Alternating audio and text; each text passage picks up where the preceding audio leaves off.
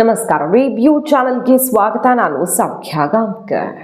ಇದು ಕರ್ನಾಟಕ ಕಾಂಗ್ರೆಸ್ಗೆ ಸಂಬಂಧಪಟ್ಟ ಒಂದು ದೊಡ್ಡ ಸುದ್ದಿ ಮತ್ತು ಬಹಳ ಆಶ್ಚರ್ಯಕರ ಸುದ್ದಿ. ಡಿ ಕೆ ಶಿವಕುಮಾರ್ ಅವರು ಬರ್ತಿದ್ದಂಗೆ ಬಿಗ್ ಆಪರೇಷನ್ ಮಾಡಿದ್ರ.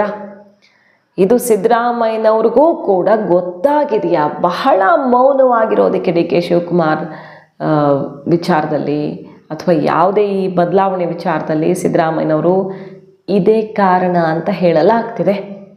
ಸಿದ್ದರಾಮಯ್ಯ ಪರಮಾಪ್ತ, ಸಿದ್ದರಾಮಯ್ಯನವರೇ ಎಲ್ಲ ಅಂತ ಜೊತೆಗೆ ನಿಂತಹ ಬಿಗ್ ಲೀಡರ್ ಡಿ ಕೆ ಜೊತೆ ಡೀಲ್ ಮಾಡಿದ್ರ. ಏನಿದ್ರ ಅಸಲಿಯತ್ತು? ಸದ್ಯಕ್ಕಿದು ಭಾರಿ ಚರ್ಚೆ ಆಗ್ತಿದೆ. ರಾಜ್ಯ ಕಾಂಗ್ರೆಸ್ಗೆ ಸಂಬಂಧಪಟ್ಟಂತೆ ಸೋಷಿಯಲ್ ಮೀಡಿಯಾದಲ್ಲಂತೂ ಕಿಚ್ಚೆಬ್ಬಿಸಿದೆ. ಆ ನಾಯಕನ ರಿಯಾಕ್ಷನ್ನೂ ಬಂದಿದೆ. ಯಾಕಂದರೆ ಸುದ್ದಿಗಳೇನು ಬೇಕಾದಷ್ಟು ಹೋಗುತ್ತೆ, ಬಟ್ ನಾಯಕನ ರಿಯಾಕ್ಷನ್ನೂ ಬಂದಿದೆ. ಇದ್ರ ಬಗ್ಗೆ ನೋಡ್ತಾ ಹೋಗೋಣ. ಮಿಸ್ ಮಾಡಿದ್ರೆ ನಮ್ಮ ಚಾನಲ್ನ ಸಬ್ಸ್ಕ್ರೈಬ್ ಮಾಡಿ, ನಿಮ್ಮ ಅಭಿಪ್ರಾಯ ಕಮೆಂಟ್ ಮಾಡಿ ತಿಳಿಸಿ. ಎಸ್ ವೀಕ್ಷಕರೇ, ಡಿ ಕೆ ಶಿವಕುಮಾರ್ ಅವರ ಭರ್ಜರಿ ಆಪರೇಷನ್ ಸೀಕ್ರೆಟ್ ರಿವೀಲ್ ಮಾಡೋಕ್ಕಿಂತ ಮುಂಚೆ ನೋಡಿ ಒಂದು ಬಿಗ್ ಅಪ್ಡೇಟ್ ಬರ್ತಾ ಇದೆ. ರಿವ್ಯೂ 2 ದಿನಗಳ ಹಿಂದೆನೇ ಹೇಳಿತ್ತು, ಜೂನ್ 5ಕ್ಕೆ ಪದಗ್ರಹಣ, ಜೂನ್ 5ಕ್ಕೆ ಡಿ ಕೆ ಶಿವಕುಮಾರ್ CM ಅಂತ. ಅದೇ ರೀತಿಯಲ್ಲಿ ಈಗ ನಾಳೆ ಆಗುತ್ತೆ, ಸ್ಯಾಟರ್ಡೆ ಆಗುತ್ತಾ, ಮಂಡೇ ಆಗುತ್ತಾ, ಎಲ್ಲ ಬಂತಲ್ವ. ಈಗ ಜೂನ್ 5ಕ್ಕೇನೆ ಪ್ರಮಾಣ ವಚನ, ಶುಕ್ರವಾರ ಮಧ್ಯಾಹ್ನ 12:30ಕ್ಕೆ ಅಭಿಜಿನ್ ಲಗ್ನದಲ್ಲಿ ಅಂತ ನಿರ್ಧಾರ ಆಗಿದೆ. ಆಪ್ತ ಜ್ಯೋತಿಷಿ BP ಆರಾಧ್ಯ ಅವರ ಸಲಹೆಯನ್ನು ಪಡ್ಕೊಂಡು ಗೆಸ್ಟ್ ಹೌಸ್, ಕಲ್ಲು ಬಿಲ್ಡಿಂಗ್, ಸರ್ಕಾರಿ ವಸತಿ ಗೃಹ ಮಾಡ್ಕೊಳ್ಳೋಕೆ ತಯಾರಿನೂ ಮಾಡ್ಕೊಂಡಿದ್ದಾರೆ. ಕಲ್ಲು ಕಟ್ಟಡವನ್ನು ನವೀಕರಣ ಮಾಡೋಕೆ ಸೂಚನೆ ಮಾಡಿದ್ದಾರೆ. Kumara Krupa exit point entry gate ಆಗಿ ಬದಲಾವಣೆ ಆಗ್ತಿದೆ. ದೇವಮೂಲೆಯಿಂದ ಪ್ರವೇಶ ಮಾಡಿ ಅಂತ ಸಲಹೆ ಇರೋದ್ರಿಂದ BP ಆರಾಧ್ಯ ಅವರದ್ದು ಅದೇ ರೀತಿಯಲ್ಲಿ ತಯಾರಿ ಮಾಡಿಸ್ಕೊಂಡು ಶುಕ್ರವಾರ ಜೂನ್ 5ಕ್ಕೆ ಪದಗ್ರಹಣ ಮಾಡಲಿದ್ದಾರೆ ಡಿ ಕೆ ಶಿವಕುಮಾರ್. ರಿವ್ಯೂ ರಿಪೋರ್ಟ್ 100ಕ್ಕೆ 100ರಷ್ಟು ಸತ್ಯ ಆಗಿದೆ. ಸಿದ್ದರಾಮಯ್ಯನವ್ರಿಗೆ ನಂಬಿದವರೇ ಬೆನ್ನಿಗೆ ಚೂರಿ ಹಾಕಿದ್ರ. ಈಗ ಡಿಸಿಷನ್ ತಗೊಂಡಿರೋದು ರಾಹುಲ್ ಗಾಂಧಿ, ಡೌಟ್ ಇಲ್ಲ. ಎಲ್ಲ ಹೈಕಮಾಂಡ್ ಮಟ್ಟದಲ್ಲಾಗಿದೆ, ಎಲ್ಲ ಹೌದು. ಆದರೆ ಅಷ್ಟು ನಿರ್ಧಾರಕ್ಕೆ ಬರೋಕೆ ರಾಹುಲ್ ಗಾಂಧಿ ಅವರು ಇಷ್ಟು ದಿನ ಇರಲಿಲ್ಲ. ಸಿದ್ದರಾಮಯ್ಯನವ್ರನ್ನ ಇಳಿಸಬೇಕು ಅಂದರೆ ಇಳಿಸೋದು ಯಾವತ್ತೂ ಇಳಿಸ್ಬಿಡ್ಬೋದಿತ್ತು, 2.5 ವರ್ಷ ಆದಾಗಲೇ ಇಳಿಸ್ಬೋದಿತ್ತು. ಆದರೆ ಇಷ್ಟು ದಿನ ಕಾದಿದ್ದು ಯಾಕೆ? ಶಾಸಕರು ಸಿಡ್ದೇಳಬಹುದು, ಡಿ ಕೆ ಶಿವಕುಮಾರ್ ಅವ್ರಿಗೆ ಶಾಸಕರ ಬಲ ಇದೆಯೋ ಇಲ್ವೋ, ಮುಂದೇನು, ಇಂತಹ ಭಯದಲ್ಲಿ ತಾನೇ ಇಳಿಸ್ತೇ ಇದ್ದಿದ್ದು. ಸೊ ಆ ಧೈರ್ಯ ಇದ್ದಕ್ಕಿದ್ದಂತೆ ಬರೋದಕ್ಕೆ ಕಾರಣನೇ ಈ ಲೀಡರ ಸಿದ್ದರಾಮಯ್ಯನವರ ಪರಮಾಪ್ತನೇ ಶಾಸಕರ ಸಹಿ ಸಂಗ್ರಹ ಮಾಡಿ ಡಿ ಕೆ ಪರ ಹೈಕಮಾಂಡ್ ಮುಂದೆ ಬ್ಯಾಟ್ ಬೀಸಿದ್ದಾರೆ ಅಂತ ಈಗ ಒಂದು ಸುದ್ದಿ ಬರ್ತಾ ಇದೆ. ಅದು ಸತ್ಯನೋ ಸುಳ್ಳು ಅನ್ನೋದ್ರ ಬಗ್ಗೆ ನಾಯಕನೇ ರಿಯಾಕ್ಟ್ ಮಾಡಿದ್ದಾರೆ. ಅದನ್ನು ನೋಡೋಣ. KPCC ಅಧ್ಯಕ್ಷರಾಗೋಕೆ ಬಯಸ್ತಿರುವಂತಹ ಸತೀಶ್ ಜಾರಕಿಹೊಳಿ ಅವರು ಡಿ ಕೆ ಜೊತೆ ನಿಂತಿದ್ದಾರೆ. ಈಗ ಇದ್ದಕ್ಕಿದ್ದಂತೆ ಬಹಳ ಆಶ್ಚರ್ಯ ಆಯಿತು. ಯಾಕಂದರೆ ನೇರ ಇಬ್ಬರು ನಾಯಕರ ನಡುವೆ ಸಿಕ್ಕಾಪಟ್ಟೆ ಪೈಪೋಟಿ, ಒಳಗಿಂದೊಳಗೆ ಸಂಘರ್ಷ ಎಲ್ಲ ಗೊತ್ತಿರೋದು, ಯಾವುದು ವಿಶೇಷ ಅಲ್ಲ. ಅಂಥದ್ರಲ್ಲಿ ಈಗ ಸತೀಶ್ ಜಾರಕಿಹೊಳಿ ಅವರು ತಮ್ಮ ದಾರಿ ಕ್ಲಿಯರ್ ಮಾಡ್ಕೊಳ್ಳೋಕೆ, ಯಾಕಂದರೆ ಸಿದ್ದರಾಮಯ್ಯನವರು ಒಬ್ಬ ಅಹಿಂದ ಲೀಡರ್, CM ಆಗಿರೋ ತನಕ ಸತೀಶ್ ಜಾರಕಿಹೊಳಿ ಅವ್ರಿಗೆ KPCC ಅಧ್ಯಕ್ಷ ಸಿಗೋದು ಕಷ್ಟ. ಎರಡೂ ಸೇಮ್ ಕಮ್ಯುನಿಟಿ, ಅಂದರೆ ಅಹಿಂದ ಕಮ್ಯುನಿಟಿ. ಆದರೂ ಒಳಗಡೆ ಫಿಟ್ ಆಗುವಂಥವ್ರಿಗೆ ಸ್ಥಾನಮಾನ ಕೊಡೋಕೆ ಹೈಕಮಾಂಡು ಮನ್ಸು ಮಾಡಲ್ಲ ಅಂತನೋ, ಅಥವಾ ಡಿ ಕೆ ಶಿವಕುಮಾರ್ ಆ ಜಾಗ ಖಾಲಿ ಮಾಡಲ್ಲ ಅಂತನೋ, ಒಟ್ಟಿನಲ್ಲಿ ಅವ್ರಿಗೆ ಕಷ್ಟನ ಸಿದ್ದರಾಮಯ್ಯನವ್ರು ಇರೋ ತನಕ. ಸೊ ಶತಾಯಗತಾಯ ಇದು ಆದಷ್ಟು ಬೇಗ ಮುಗಿದು ಹೋಗಲಿ ಅಂತ ಸತೀಶ್ ಜಾರಕಿಹೊಳಿ ಅವರೇ ದಾಳ ಉರುಳಿಸಿದ್ರ ಅನ್ನೋದೊಂದು ಹೊಸ ಚರ್ಚೆ ಶುರುವಾಗಿದೆ. ಈಗ ಸಣ್ಣ ಮಟ್ಟದಲ್ಲಲ್ಲ, ಅದು ಸ್ವಲ್ಪ ಬೇರೆ ರೀತಿಯಲ್ಲಿ. 37 ಶಾಸಕರ ಸೈನು ಸಿದ್ದರಾಮಯ್ಯನವ್ರ ವಿರುದ್ಧ ಸಂಗ್ರಹ ಮಾಡಿ ಸತೀಶ್ ಜಾರಕಿಹೊಳಿ ಅವರೇ ಹೈಕಮಾಂಡ್ ತಲುಪಿಸಿದ್ದಾರೆ ಅನ್ನೋದೊಂದು ಸುದ್ದಿ ಓಡಾಡ್ತು. ಸೋಷಿಯಲ್ ಮೀಡಿಯಾದಲ್ಲೇನೋ ತುಂಬ ಸುದ್ದಿ ಓಡಾಡುತ್ತೆ ಅಂದ್ಕೊಳ್ಳಿ. ಆದರೆ ಇದಕ್ಕೆ ಸತೀಶ್ ಜಾರಕಿಹೊಳಿ ಅವರು ಗಂಭೀರವಾಗಿ ಆನ್ಸರ್ ಮಾಡ್ತಾರೆ.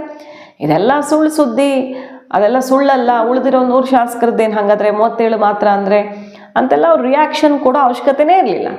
ಈಗ ಒಬ್ಬರು ಬಿಗ್ ಲೀಡರು, ಮಿನಿಸ್ಟರು, ಅಧ್ಯಕ್ಷರಾಗೋಕೆ ಹೊರಟಿರೋರು ಯಾವುದೋ ಒಂದು ಪೋಸ್ಟ್ಗೆಲ್ಲ ರಿಯಾಕ್ಟ್ ಮಾಡ್ತಾರೆ. ಯಾರೋ ಹಾಕಿದ ಪೋಸ್ಟ್ಗೆ ರಿಯಾಕ್ಟ್ ಮಾಡೋಕ್ಕೆ ಮನಸ್ಸು ಮಾಡಲ್ಲ ನಾಯಕರುಗಳು. ಬಟ್ ಇದಕ್ಕೆ ತುಂಬ ಸೀರಿಯಸ್ ಆಗಿ ಆನ್ಸರ್ ಮಾಡ್ತಾರೆ. ಅಂದರೆ ಸುಮ್ಮನೆ ಆಗಿದ್ದಲ್ವ ಈ ಸುದ್ದಿ ಅನ್ನೋ ಚರ್ಚೆ ಶುರುವಾಗಿದೆ. ಡಿ ಕೆ ಶಿವಕುಮಾರ್ ಅವರನ್ನು ಇಷ್ಟು ಬೇಗ CM ಮಾಡುವಲ್ಲಿ ಸಿದ್ದರಾಮಯ್ಯ ಪರಮಾಪ್ತರೇ ಇದ್ದಾರೆ. ಸಿದ್ದರಾಮಯ್ಯನವ್ರಿಗೆ ತಿರುಗಿ ನಿಂತು ಬಿಟ್ಟಿದ್ದಾರೆ ಕೆಲವು ಆಪ್ತರು ತಮ್ಮ ಲೆಕ್ಕ ಪಕ್ಕ ಮಾಡ್ಕೊಳ್ಳೋಕೆ. ಸುಮಾರು ಸಲ ನೋಡಿದ್ವಿ, ಡಿ ಕೆ ಶಿವಕುಮಾರ್ ಅವರು MB ಪಾಟೀಲ್ರ ಜೊತೆ ಮೀಟಿಂಗ್ ಮಾಡಿ ಬಂದರು, ಡಿ ಕೆ ಶಿವಕುಮಾರ್ ಅವರು ಸತೀಶ್ ಜಾರಕಿಹೊಳಿ ಜೊತೆ ಮೀಟಿಂಗ್ ಮಾಡಿ ಬಂದರು, ಜಮೀರ್ ಅವ್ರ ಜೊತೆನೂ ಮೀಟಿಂಗ್ ಮಾಡಿದ್ರು. ಬಟ್ ಜಮೀರ್ಗೂ DKಗೂ ಹೊತ್ಕೊಂಡ್ಬಿಡ್ತು ಮಧ್ಯದಲ್ಲಿ ಹಲವಾರು ವಿಚಾರಗಳಲ್ಲಿ. ಸೊ ಸತೀಶ್ ಜಾರಕಿಹೊಳಿ ಅವ್ರಿಗೂ DK ಅವ್ರಿಗೂ ಮತ್ತು DK ಸುರೇಶ್ ಅವ್ರಿಗೂ ಸತೀಶ್ ಜಾರಕಿಹೊಳಿ ಅವ್ರಿಗೂ ಮೀಟಿಂಗ್ ಆಗಿತ್ತು. ಕ್ಲೋಸ್ ಡೋರ್ ಮೀಟಿಂಗ್ಗಳು ಸುಮಾರು ನಡೆದಿದ್ದು ನಮಗೆ ನೆನಪಿದೆ. ಈಗ ಅಂಥದ್ದೇನಾದರೂ ನಡೀತಾ? ಸಿದ್ದರಾಮಯ್ಯನವರು ಬಹಳ ಬೇಸರದಲ್ಲಿದ್ದಾರೆ, ಆಪ್ತರೇ ಈ ರೀತಿ ನಡ್ಕೊಂಡಿರೋದ್ರ ಬಗ್ಗೆ. ಗೊತ್ತಿಲ್ಲ, ಇದು ಯಾವುದೋ ಅಧಿಕೃತವಾಗಿ ಯಾರು ಘೋಷಣೆ ಮಾಡುವಂಥದ್ದಲ್ಲ, ಬಟ್ ರಿಯಾಕ್ಟ್ ಮಾಡಿದ್ದಾರೆ ಸತೀಶ್ ಜಾರಕಿಹೊಳಿ ಅವರು ಅನ್ನೋದೇ ಬಹಳ ಕುತೂಹಲಕಾರಿಯಾದಂಥ ವಿಚಾರ. ಈಗ ಅವ್ರೇನು ಯಾರು ಕೇಳಿ ಏನೋ ಡಿಸಿಷನ್ ತೊಗೊಂಡಿಲ್ಲ. ಮುಂಚೆ ಏನು ಅಗ್ರಿಮೆಂಟ್ ಆಯ್ತು ಅದ್ರ ಪ್ರಕಾರ ಡಿಸಿಷನ್ ತೊಗೊಂಡ್ರೆ ಇದ್ರಲ್ಲಿ ಯಾರು ಹೇಳೋದು ಕೇಳೋದು, ಅವ್ರು ಸಹಿ ಮಾಡಿದ್ರು ಇವ್ರು ಸಹಿ ಮಾಡಿದ್ರು ಅನ್ನೋದು ವಾಪ ಅಷ್ಟೇ. ಇದರಲ್ಲಿ ಯಾರು ಕೇಳಿ ಕೂಡ ಮಾತಾಡ್ಲಿಕ್ಕೆ ಅವಕಾಶ ಇಲ್ಲವೇ ಇಲ್ಲ. ಡೆಲ್ಲಿ ಅಂತಲ್ಲಿ ಆಗಿದೆ ನಾವು ಹೇಳ್ತೀವಲ್ಲ, ಡೆಲ್ಲಿಯಲ್ಲಿ ಆಗಿದೆ ನಮ್ಗೆ ಗೊತ್ತಿಲ್ಲ, ಪದೇ ನಾವು ಹೇಳಿದ್ದೀವಿ. ಡೆಲ್ಲಿಯಲ್ಲಿ ನಿರ್ಣಯ ಆಗಿತ್ತು, ಅಲ್ಲೇ ಅದನ್ನು ಮುಗಿಸಿದ್ದಾರೆ. ಮತ್ತು ಇನ್ನೇನು ಬೆಂಗಳೂರಲ್ಲಿ ಅದನ್ನು ಚರ್ಚೆ ಮಾಡೋದ್ರಲ್ಲಿ ಇಲ್ಲ ಇನ್ಸರಿ ಪ್ರಶ್ನೆ ಇಲ್ಲ. ಈಗ ಹೈಕಮಾಂಡ್ ಡಿಸಿಷನ್ ತೊಂದ್ಮೇಲೆ ಪ್ರಶ್ನೆ ಬರೋದಿಲ್ಲ. ಅದು ಅದೆಲ್ಲ ಸುಳ್ಳು, ಯಾರು ಮಾಡಿಲ್ಲ. 37 ಜನ ಮಾಡ್ರೆ ಮತ್ತೆ 200 ಜನ ಅವ್ರ ಅಭಿಪ್ರಾಯ ಬೇಡ. 37 ಜನ ಮಾಡ್ರೆ 200 ಜನದ ಅಭಿಪ್ರಾಯ ಕೇಳಬೇಕಲ್ಲ. ಹಂಗ ಸುಮ್ಮನೆ ಯಾರೋ ಅದು ಹಾಕಿದಾನಂತೆ ಅದೇ ಚರ್ಚೆ ಬೇಡದು. ಮತ್ತು ಅವರೇ ಹೀರೋ ಆದಲ್ಲ 37 ಜನ, 200 ಜನ ಎಲ್ಲೋದ್ರ ಪ್ರಶ್ನೆ. ಇನ್ನೇನು ಸಂಪುಟ ಆಲ್ಮೋಸ್ಟ್ ಲೆಕ್ಕಾಚಾರ ಪಕ್ಕ ಮಾಡ್ತಿದ್ದಾರೆ. DK 13 ಜನ ಸೀನಿಯರ್ಸ್ನ ಅಂದರೆ ಹಳಬರನ್ನ, ಸಿದ್ದು ಕ್ಯಾಬಿನೆಟಲ್ಲಿ ಇದ್ದವರನ್ನ ಪಾಸ್ ಮಾಡಿಸ್ಕೊಳ್ತಾರೆ. ಒಂದು 16-17 ಜನರು ಔಟ್ ಆಗೋದು ಫಿಕ್ಸ್ ಅಂತ ಗೊತ್ತಾಗ್ತಿದೆ. ಈಗ ಬರೋ 13 ಜನ ಹಳಬರ ಜೊತೆಗೆ ಅನುಭವಿಗಳು ಬೇಕಲ್ಲ. ಈಗ ಸಂತೋಷ್ ಲಾಡು, ಪ್ರಿಯಾಂಕ್ ಖರ್ಗೆ, ಸುಮಾರು ಜನ ಎಲ್ಲ ತುಂಬ ಬುದ್ಧಿವಂತರು ಅಂತ ಕಾಂಗ್ರೆಸ್ ಪಾಳಿದಲ್ಲಿ ಅನ್ಸ್ಕೊಂಡವ್ರು ಯಾರಿದ್ದಾರೆ ಅವರಂತೂ ಬೇಕೇ ಬೇಕು. ಅನುಭವಿಗಳು ಬೇಕು, BJP ಎದುರಿಸೋಕ್ಬೇಕು. ಅವ್ರ ಜೊತೆಗೆ ಹೊಸಬರಿಗೆ ಶಿವಲಿಂಗೇಗೌಡರು, ಬಾಲಕೃಷ್ಣ ಅವರು ಮತ್ತು ಮುನಿಯಪ್ಪ ಅವ್ರನ್ನ ಕೈ ಬಿಟ್ಟರೆ ಅವ್ರ ಪುತ್ರಿಗೆ ಅವಕಾಶ ಸಿಗುತ್ತೆ. ಶಿವಲಿಂಗೇಗೌಡರು, ಗೋಪಾಲಕೃಷ್ಣ ಅವರು, ಈ ಥರ ಸುಮಾರು ಪ್ರಮುಖರ ಹೆಸರುಗಳು ಕೇಳಿ ಬರ್ತಿದ್ದಾವೆ. ಡೆಲ್ಲಿಗೆ ಹೋಗಿ ತುಂಬ ಜನ ಪ್ರಯತ್ನವೂ ಮಾಡ್ತಿದ್ದಾರೆ. ಸೊ ಕ್ಯಾಬಿನೆಟ್ ತನಕ DK ಶಿವಕುಮಾರ್ ಅವರು ಫೈನಲ್ ಮಾಡ್ಕೊಂಡಿದ್ದಾರೆ. ಪರಮೇಶ್ವರ್ ಅವರ ತಲೆನೋವು ಒಂದು ಹೈಕಮಾಂಡ್ಗಿತ್ತು, ಹಾಗಾಗಿ ತಕ್ಷಣ ಪರಮೇಶ್ವರ್ ಅವ್ರನ್ನೂ ಡೆಲ್ಲಿಗೆ ಕರೆಸಿದ್ದಾರೆ. ಪರಮೇಶ್ವರ್ ಅವರ ಸುತ್ತ ಸೀಕ್ರೆಟ್ ಚಟುವಟಿಕೆಗಳು ನಡೀತಿದ್ದಾವೆ. DK ಶಿವಕುಮಾರ್ ಅವ್ರಿಗೆ ಇವತ್ತು ಅಲ್ದಿದ್ರು ಅದು ನಾಳೆ ಮುಳುವಾಗಬಹುದು ಅನ್ನೋ ತನಕ ಇದೆ.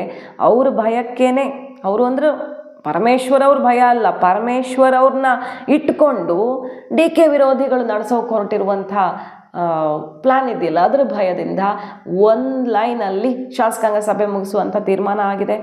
ಇನ್ನೊಂದು ಚೂರು ಟೈಮ್ ಕೊಟ್ಟರು ಏನೇನಾದರೂ ಆಗಿಬಿಡ್ಬಹುದು. ಶಾಸಕಾಂಗ ಸಭೆಯಲ್ಲಿ ಶಾಸಕಾಂಗ ನಾಯಕನ ಆಯ್ಕೆ ಬೇರೆ ಸ್ವರೂಪ ಪಡ್ಕೊಳ್ಬಹುದು ಅಂತ ಒಂದೇ ಒಂದು ಲೈನು DK ಶಿವಕುಮಾರ್ ಶಾಸಕಾಂಗ ನಾಯಕ ಅಂತ ಸಿದ್ದರಾಮಯ್ಯನವ್ರ ಹತ್ರನೇ ಘೋಷಣೆ ಮಾಡಿಸಿ ಮುಗಿಸ್ಬಿಡೋದು ಅನ್ನೋ ಪ್ಲ್ಯಾನ್ ಆಗಿದೆ. ಅಷ್ಟರ ತನಕ ಹೈಕಮಾಂಡ್ ಆತಂಕದಲ್ಲಂತೂ ಇದೆ. ಕರ್ನಾಟಕ ಪಾಲಿಟಿಕ್ಸ್ ನಿಧಾನಕ್ಕೆ ಒಂದು ಟ್ರಾನ್ಸಿಷನ್ ಆದರೆ ಸಾಕು ಅಂತ. ಅದರ ನಡುವೆ ಈಗ DK ಶಿವಕುಮಾರ್ ಅವರ ಆಪರೇಷನ್ನು ಸಿದ್ದರಾಮಯ್ಯ ಕ್ಯಾಂಪ್ನ ದೊಡ್ಡವ್ರನ್ನೇ ಆಪ್ರೇಟ್ ಮಾಡಿದ್ರೆ, ಹಾಗಂತ ಸತೀಶ್ ಜಾರಕಿಹೊಳಿ ಅವರು DK ಬಲೆಗೆ ಬಿದ್ದರು ಅದಂತೂ ಇಮ್ಯಾಜಿನ್ ಮಾಡ್ಕೊಳ್ಳೋಕ್ಕೂ ಸಾಧ್ಯ ಇಲ್ಲ. ಅವರು ಮತ್ತೊಬ್ಬ ಖಡಕ್ ರಾಜಕಾರಣಿ, ಅವರದ್ದೇ ಆದ ಲೆಕ್ಕಾಚಾರದಲ್ಲಿ ಅವ್ರು ಇರ್ತಾರೆ. ಇಂಥದ್ದೇನಾದರೂ ನಿಜವಾಗಿಯೂ ನಡೆದಿದ್ರೆ, ಇದೊಂದು ಸುದ್ದಿ ಬಂದಿದೆ, ಅದಕ್ಕೆ ದೊಡ್ಡವ್ರು ರಿಯಾಕ್ಟ್ ಮಾಡ್ತಿದ್ದಾರೆ ಅಂದರೆ ಏನೋ ಒಂದಿಷ್ಟು ಇರಬಹುದು. ಇಂಥದ್ದು ನಡೆದಿದ್ರೆ ಸತೀಶ್ ಜಾರಕಿಹೊಳಿ ಸ್ಕೆಚ್ಚು 2 ವರ್ಷ DK ಮುಗಿಸಿ ಅವ್ರು ಹೇಳ್ತಿರ್ತಾರಲ್ಲ ಪದೇ 28ಕ್ಕೆ ನಾನೇ CM ಕ್ಯಾಂಡಿಡೇಟು ಕಾಂಗ್ರೆಸ್ಸಿಂದ ಅಂತ, ಅದನ್ನು ಪಕ್ಕ ಮಾಡ್ಕೊಳ್ಳೋದು. DK ಕೋಟ ಮುಗೀತು, ಕೊಟ್ಟಾಗಿದೆ ಅವ್ರಿಗೆ ಅವಕಾಶ, 28ಕ್ಕೆ ನಾನೇ ಅನ್ನೋ ರೀತಿಯಲ್ಲಿ ಅವ್ರ ಪ್ರಯತ್ನ ಶುರುವಾದಂಗೆ ಕಾಣಿಸ್ತಾ ಇದೆ. ಮಾಹಿತಿ ಇಷ್ಟ ಆಗಿದ್ರೆ ಮಿಸ್ ಮಾಡಿದ್ರೆ ನಮ್ಮ ಚಾನಲ್ನ ಸಬ್ಸ್ಕ್ರೈಬ್ ಮಾಡಿ, ನಿಮ್ಮ ಅಭಿಪ್ರಾಯ ಕಮೆಂಟ್ ಮಾಡಿ ತಿಳಿಸಿ. Thank you.